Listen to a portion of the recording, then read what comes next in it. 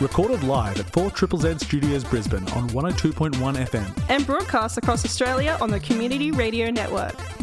You're listening to Z Games. With 10 years experience and over 500 episodes, Z Games brings you the best in gaming news, reviews, community and culture. Want to reach out? Message us on Facebook at ZED Games AU. Hello. You're listening to Z Games, and I am Zahra.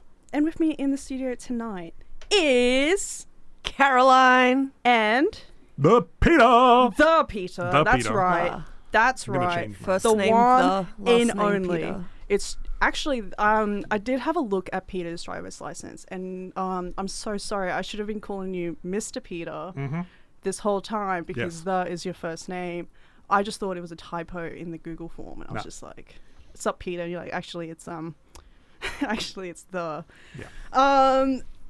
All right, we're not here to talk about names. We're here to talk about video games. Video Not names, but games. Games. Yes. Games, not Gums. names. Games some and of the these, names that they contain. Yes. I'm very uncomfortable with the amount of rhyming that is happening because it's making me afraid that I'm gonna have to start rhyming. But we got a couple things. We got gaming news. Yes. As always. Shock. Yeah. Wow. We've also got kind of a recap of the Indi Dev Night that took place last week Thursday at Netherworld. Spoiler alert, it was awesome. It was. Yep. It was fantastic. Yeah, but we will talk more about that later. And then we got a cheeky little review later. Yeah. So we really just kind of got it all Scandalous. happening here. We got gaming news, we got gaming community, we got gaming reviews, we got Gaming commentary on news and community. yes, exactly. It's popping off, as the kids say. It is truly popping off. And do you know what I want to pop off right now? The Fireworks. news. I that too. don't want fireworks popping off in here. I would rather listen to the news. So Yeah, that's we're going to listen to that.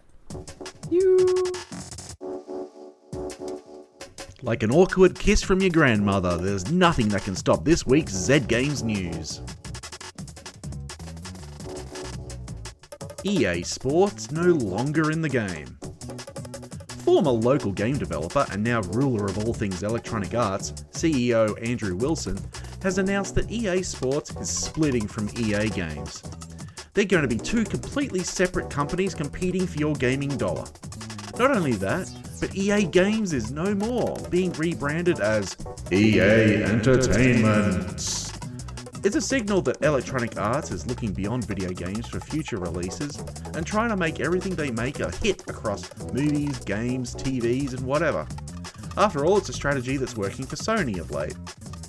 I'm still waiting for the modern remake and gritty HBO drama based on the best EA game ever made, Skitchin'.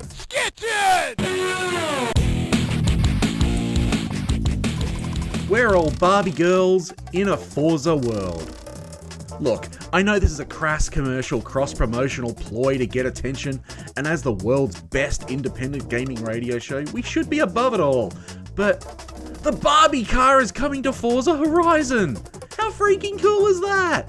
I can finally live out my dreams of driving the Barbie car at ridiculous speeds on Hot Wheels tracks without getting in trouble from Mum.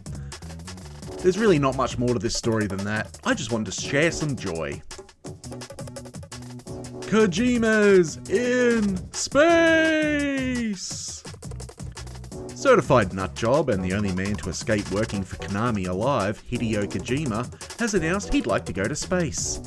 Speaking to former Doritos spokesperson Jeff Keighley, he said, "I want to go to outer space and create a game that you can play in space. So please, someone, send me up to space." As of press time, it's not known if someone has volunteered to launch him up there, or if he could fit the entire dev team onto the International Space Station.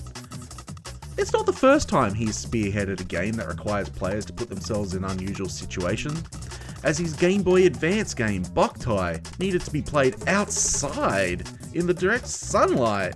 Ew. Nintendo Direct! Anyway, who cares about any of that other news? Nintendo just dropped a new Direct! Among the highlights are the hidden treasure of Area Zero, which is the new DLC for Pokemon Scarlet and Violet, which, yep, I just checked, has lots of Pokemon in it, so that's good. Palia is a free-to-play multiplayer mix of the relaxed life of Animal Crossing and the adventuring aspect of Zelda, which looks charming as all heck. Fae Farm is pretty much the exact same concept, but you pay money for it. Myth Force is a 4-player first-person roguelike adventure that resembles an 80s Saturday morning cartoon, and there's even a new Detective Pikachu game. Now for the exciting news for most of us who love buying games we already own. There's a Super Mario RPG remake! Finally, Australian gamers will be legally allowed to play this game without breaking the warranty on their Super Nintendo. Speaking of re-releases, Metal Gear Solid Master Collection Volume 1 was announced. Vampire Survivors is coming to Switch, surprising nobody. And all the Batman Arkham games are coming to the Switch soon too. I think Batman's kind of stupid and I will not apologise for this. Rounding out the release announcements are Pikmin 4, which looks cute as all heck, and there's a little Pikmin dog, and you can teach it tricks, and it's so cute! It's so cute! There's a new WarioWare game. There's some other stuff I wasn't paying attention to because it was so late in the evening, and I'm sleep deprived, and I'm hyperventilating from hype! Continuing in Mario Mania, there's a new Princess Peach game coming. There's a Switch remake of the 3DS version of Luigi's Mansion, which was so good. And a brand new 2D Mario game called Super Mario Bros. Wonder. You get to be an elephant Mario! How cool! This is the best direct ever! And now, here's some upcoming releases. Today sees the release of Dr. Fetus's Mean Meat Machine on the PC, PS5, Xbox Series, PS4, Xbox One and Switch. Final Fantasy 16 on the PS5. And Dragon and Princess on the Commodore 64. And on June 27, we have Destroy All Humans 2, the re-probed single-player edition, probably with all the Australian developer credits scrubbed out, on PS4 and Xbox One. And finally, Little Friends on Puppy Island on PC and Switch. Aww. I need to lie down and a cup of tea. Back to the team in the studio.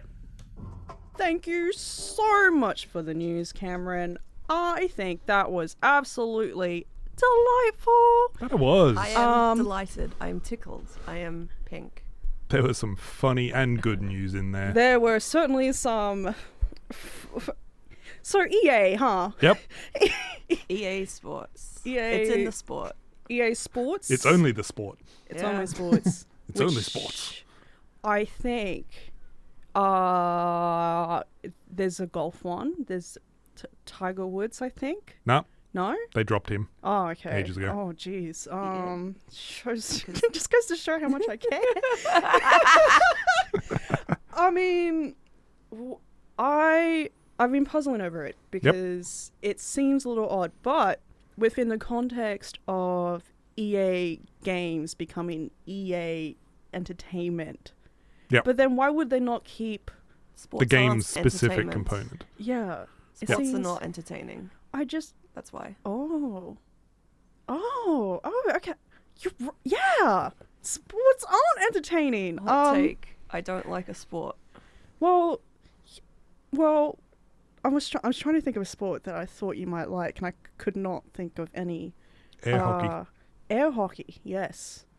That's a sport. I'm not good at it. It doesn't have to be good at it. You don't have to be good at it. Just enjoy it.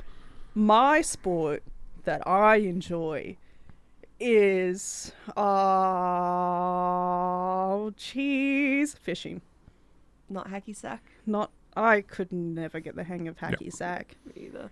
I would see kids do it, and I was like, that looks very cool. But then I'd try to do it, and it was just disaster. So if fishing buildings is a sport, that does it that is. mean Hades is a sport game? It could be. What? Don't let EA know about that. No, that's right. I just think it's absolutely hilarious that EA felt like they needed a competitor for worst video game company. So they split their own company so they felt like they could have an actual rivalry with someone for the If position. they split it up First one and more second time, they could have the top 3 worst companies. Yeah. What else would they split into? They want those awards. Entertainment, sport, and... fitness. It's still too close to sport, I think. There. I mean, sport fitness doesn't have to be. It's not necessarily. Arts and crafts. Well, this isn't a sports show. This is a game show. Yes. And I want to talk about the fact that Luigi's Mansion is coming to the Switch. Like, I never got the chance to play it. Yeah? Never got the chance. It was just like, I did not have... What was it on? It was on the DS, right? Yeah. Yeah. I didn't have a DS at the time. The 3DS, I think, was the remake. Yeah. Oh. I've not Because played wasn't it on the either. GameCube originally? And then the 3DS was the relaunch? And this is a relaunch of the relaunch? Turtles on turtles. Yep. Listen, Turtles on turtles. there's Ghosts no on ghosts. creativity left in the world. They're re-releasing re-releases. They're remaking remakes. But I want to see Luigi overcome his fears, and I can help him overcome his fears in this spooky, spooky mansion where he's got a vacuum cleaner and is just trying to, like, clean the house. Or I could leave him in the corner to die. Not what? You can do that? I was going to say, I I don't don't know, think that's a probably. thing in the game, but Yeah, you put down the controller and stop playing and then just walk away. I don't know, probably something this isn't happens. Nintendogs. Yeah. Your dog, Luigi doesn't Luigi, just, like, run Luigi away. doesn't have needs. Yeah. I never played Nintendogs. Oh, really? Yeah. Oh. Rip all those 2007 Nintendogs that have not gone fed or watered. I'm sorry, listeners, if you just remembered that Nintendog you forgot about 7 years ago. I'm sorry to say, probably not there anymore. Well, my name is Zahra, and with me in the studio tonight is Caroline Yo. and Peter. Yo! And we are here to brag about the awesome time we had last Thursday at Netherworld at the Indi Dev Night. Now, It was fantastic. it was so much fun. Just to recap real quick, this was our first time organizing one of these with Netherworld, and it was just a fun, casual event where we lassoed game devs off the street and dragged them over there and made them show the public what they were working on. Completely Yes. unprepared. Completely. I would have said drag them out of their caves kicking and screaming because they're not on the street generally. But, Well, you know. yeah, but a couple of them I definitely did lasso. Like, I had cords and everything. It was a whole thing. It was actually really fun. And I think actually lassoing might be my sport, not fishing. Lassoing. Yeehaw. I want to be all a about catching cowboy, distance. baby. Exactly. And it was just a ton of fun. It was great. I don't normally get to play a lot of video games at events. Normally, I'm too busy running around talking to people. Well, yeah, you're in charge. Alas, that does not give you much time to play games. But this was just it was much more casual, much more of a chill environment. It was just people came in, set up this stuff, and it was absolutely incredible to watch the room get absolutely filled up with people who just wanted to see what was going on. People. It was great. awesome. Yeah. Made it hard to get to the games at points. It but did. It was a great turnout. It was absolutely great. And just for we do have a post about this with all the games that were shown on zedgamesau.net. But just to let you all know, so here are the list of games that were shown. We had Schrodinger's Cat Burglar, which was a puzzle game where you play as a cat that is able to be in two places at once. There was Assyria Myth, which is a JRPG-inspired strategy card game. Sea of Survivors, which was a bit of a... How was it described? Bullet Heaven? Yep. Which was... Boat hell. You're creating so many bullets that everything else dies. Yes. That's the difference between a bullet hell and a bullet heaven. Yes. So heaven, you're creating the amount of bullets. Bullet hell, you're trying to avoid the amount of bullets. What you're bullet Satan, basically. Yes. You're causing the bullets. The Thief, the Witch, the Toad, and the Mushroom, which was a visual folk novel. Yeah. Whatever Happened to Ruth MacArthur, which was a spooky kind of story narrative kind of game where you would find tapes and just try and figure out whatever happened to Ruth MacArthur, and it's eerie. We had Bears in Space, where you play as a bear, and you're shooting things, and also you have Anthropomorphic bear. and you have a weapon where it's an arm and it's a boomerang, and if you throw the arm, it comes back, and it's amazing. Very good. Armorang. Armorang. Yes, it is completely armless. I'm muting you now. Right. Bye. We had Sumo Orbit, which was a physics-based fighting game, and Cozy Kingdom, which was a casual adventure game with puzzle elements. So we had 8 games in total. Yep. Somehow we managed to make them all fit. Which was, I don't know if you two saw it. I think you came after all that, but it was just like, just a lot of me going like, hey, do you mind scooching up a little bit? Can we just like condense Squeeze things? up. Can we like, don't be shy, get to know your neighbors. But I got the chance to play Sea of Survivors, Schrödinger's Cat Burglar, Whatever Happened to Ruth MacArthur, and Bears in Space. And it was just so much fun. I had a lot of fun being there. I had a lot of fun playing these games, but I also had a lot of fun just seeing people come in, get curious, and want to check things out, and then getting involved. Talking to the devs are talking back, they're all interacting, they're all sharing their stuff. And I did get a few comments from people being like, I had no idea that we had stuff like this in Brisbane. And we have an extremely talented and skilled scene here in Brisbane. They're just hiding. There's a large community of absolutely fantastic game developers here in Brisbane, sort of idea. And claps to you, because you are fantastic. We just need to make the rest of the world realise to give us more money, so that way we can all get employed. I want Brisbane to be on the map. I want people over in, like, I don't know, Canada, the US, the UK, I don't know, wherever else games get made. Japan, actually, I would they don't rather make move games to in Japan anymore. Is that what you were about to say? I was about to say I would rather move to Japan. I'm trying to build up this kind of things, like people move to Brisbane to make games here because the game scene is so cool. Well, but there's a lot of incentives coming, which is really, really good. Yes, there is. But we won't talk about that this episode. Not this episode. No. Ooh. How about you two? What did you two play? I played Schrödinger's Cat Burglar, which I was really excited because I didn't get a chance to play that at Go to 423 last year, which was one that I really wanted to play. And I also played the Toad, the Witch, and the Mushroom. The Thief, the Witch, the Toad, and the Mushroom. Yeah, I played that one again, which I also played at Go to 423. Nothing had changed in that game. It was just, I just really enjoy it. It's good. I love when a game is like replayable. Yeah. Like, not every game has to be replayable to be good. The texture in that game. The texture. It's set up like an old book.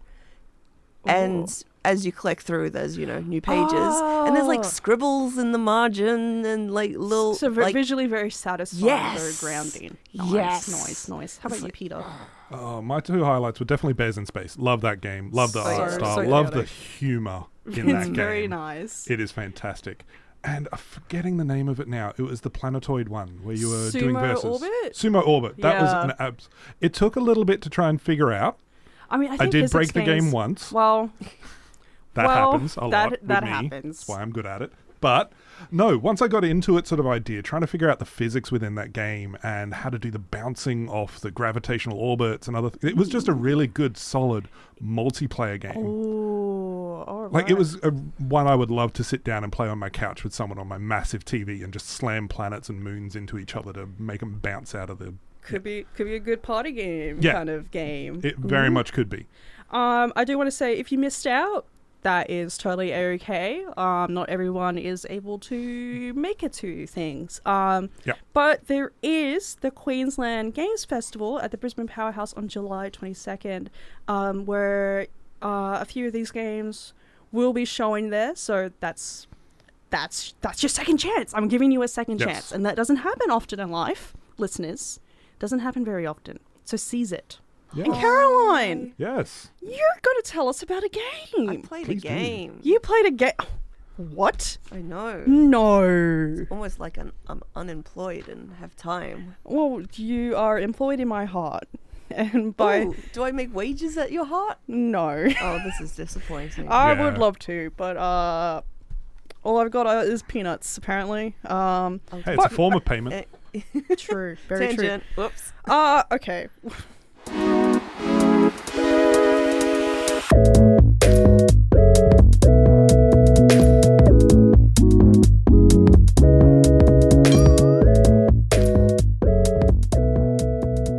All right, Caroline, you have a review for us. Yes. What is the game? The game is Nightcrawlers, developed by Good Morning Games, published by the Iterative Collective, and it released on May 5th in 2023 on Steam. Oh, nice. And what is the game about? It's described as a wobbly physics-based roguelite action RPG. Ooh, look, listen to all those buzzwords, where you spawn enemies, choose skill cards, enchant equipment, and upgrade your crawler. And what does that mean? Okay, it's basically randomly generated rooms, but there's no map, you can't go back. And it's okay, so the wobbly part really feels like it was a bug that came up early and they just kept it.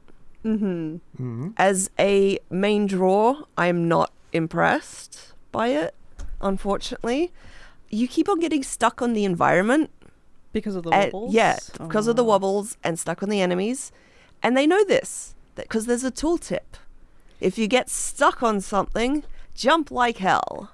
Oh, that's not cool. good. It's not great. No. I mean, that's what most gamers seem to do whenever they get stuck. It's just like, what's the first thing? Jump. Yes, but you don't tell the you don't game you don't put that as a tooltip. That is not a feature. The only time that's a tooltip is when you're talking to the playtester and they're stuck on something because it's wobbly. Yes. So they seem to have embraced the jank, but honestly, I don't think the core game loop is really impressive enough to support a whole game. It's you die, you play again, you die, you play again, kind of like Binding of Isaac, roguelite, where all progress you make, apart from certain things that you collect essence, I think it is called. Is that like a currency? It's a currency where you can use it to upgrade your character by very small amounts in ways that barely matter, it seems.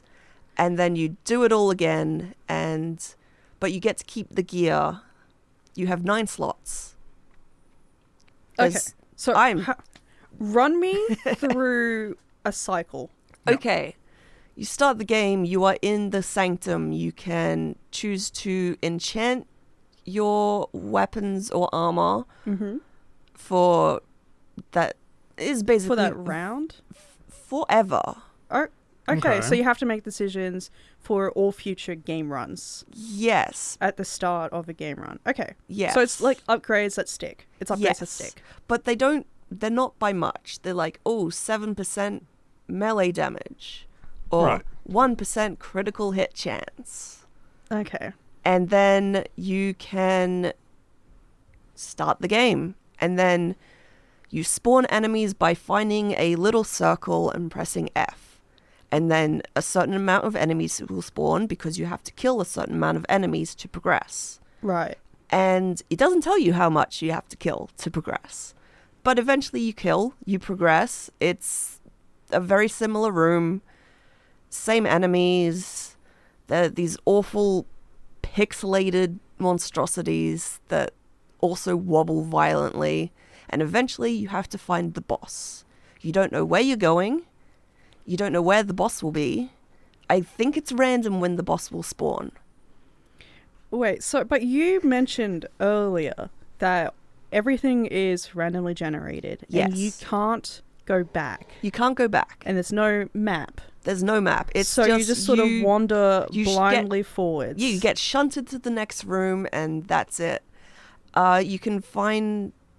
You kill the enemies, you get experience, you can level up and then pick a skill card. And you get some beautiful art that was very obviously AI generated and does not match any of the other art in the game whatsoever. Yeah, and could you just quickly describe what the game style and art looks like? Kind of... It looks sort of very low poly. But not well done.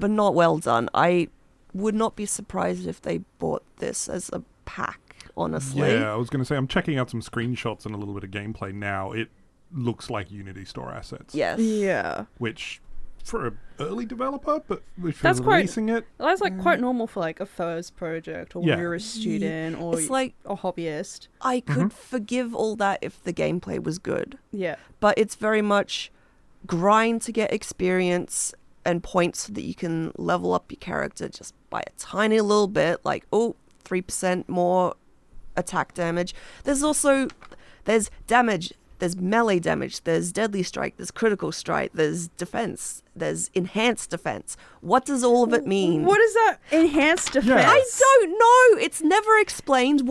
There's no story. You're just thrown in there. On the character screen, there's a list of all of the types, and it's all percentages. And to me, that is the most boring kind of gameplay you can have. Look, okay, so I feel like there's a lot of games that do these things, but they do them well. Yes. Like a game that's entirely percentages. First example that comes to mind somehow, Baseball. That's all just numbers. Okay. Yep. A lot of tabletop RPGs. A lot of numbers. Yeah, but you can also, with tabletop RPGs, I feel like you're working towards something. Like with each new level, you will get a skill or some sort of new attack. With this, any attacks you get by leveling up, they're lost immediately when you die. They're random. You can't, I guess, put any points in towards that. It's just a general attack, but also damage. It sounds it sounds very much like there's a lot of effort for not much reward, and there's no way to guarantee or continue building in a way that you like to build. Correct. And it sounds like they've managed to sort of fluff out what was there to make it seem more complicated and more in-depth and clever than it actually is. I managed to beat the first boss. I cheesed it completely by trapping it on some stairs. And then I'm like, oh, excellent. I finally beat it. I get to see what the progression is. The next thing I have to do is find and defeat that exact same boss to get another rune it dropped. And at that point, I just lost interest completely because... I mean, I kind of felt... Initially, I was like, ooh, perhaps this will be your kind of game. Yes, I was like that as well. Because I know that you love Binding of Isaac. I do. And even someone like myself who's not really into that style of games can find it to be very, very satisfying, the way that all the upgrades and stuff will take hold, and just like you walk into a room and all those upgrades actually do stuff. Yes. There's juice, there's satisfaction, there's substance. They work together. There's I can't remember the word, but they coordinate? They coordinate. They complement each other. With Nightcrawlers, it's just you get 1% chance to heal, and if you do heal, you can heal 5 HP. Well, yeah, that doesn't sound You can choose rewarding. to heal 150 HP. You double your max HP. It's just... It's not thrilling. It's like I am putting in all this work playing this game, grinding, and nothing is delighting me. You're trying to draw blood from a stone. I really am. Also, what really annoyed me initially, you get to make your character. You can't change gender. It's only a guy. Oh. Yeah. I was like, Okay. I don't want to. Well, all right. Well, do we want to wrap up that review there? Yeah. It's just a bit a padded out, uninspired dungeon crawler. Yeah. Which I had high hopes for, but I'm sorry, I just wasn't impressed. And that happens.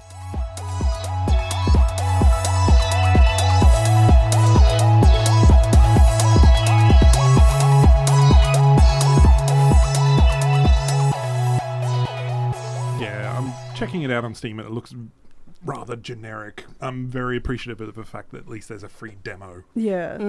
There are games that are dungeon crawlers. There are games that make you fight for every single inch of progression. And there are games that are randomly generated and do those things really well in a way that is satisfying and makes you want to keep going. Yeah. Like a grind is fun, but you got to have the reward there and feel powerful at some point. Make me want to grind. It has to... The grinding does not have... Yeah. The grind was not worth... It was not worth the bread. Yeah. I got crust. Oh. So you're listening to Zed Games, is that it? You're listening to Zed Games. You're listening to Zed Games. Hello, you're listening to Zed Games. You're listening to Zed Games. You're listening to Zed Games. You're listening to Zed Games. You're listening to Zed Games. You're listening to Zed Games. You're listening to Zed Games. You're listening to Zed Games. Perfect. Thank you. My name is Zahra, and with me in the studio tonight is Caroline and Peter. Hi. And it is time... You beat me to it. You beat me to it. It's time to say goodbye, folks. Yeah, I know. A whole thing about how an hour is just not enough time. We love being here so much. It's so much fun. Write into the station to petition to get us some more time. I don't want to sub. Yes, if you subscribe right now. Sub more during our time. Yes. Get us more time to sub more. Yes. The more subscribers. We'll save this stuff for Radiothon. Yeah, true. But ton of fun. Just have a good night, everyone. Yeah. Have a fantastic night. Have a fantastic night. Check out some of the games we talked about tonight. Maybe not Night Crawlers. Forget about that one. No. Check out the ones at the Indie Dev Night. Yeah. And with that, good night. Goodbye, and I love you. Bye. Bye. Thanks for listening to Zed Games. If you'd like to listen to more, check out our podcast on Spotify. Or follow us on social media at ZED Games AU. See you next time.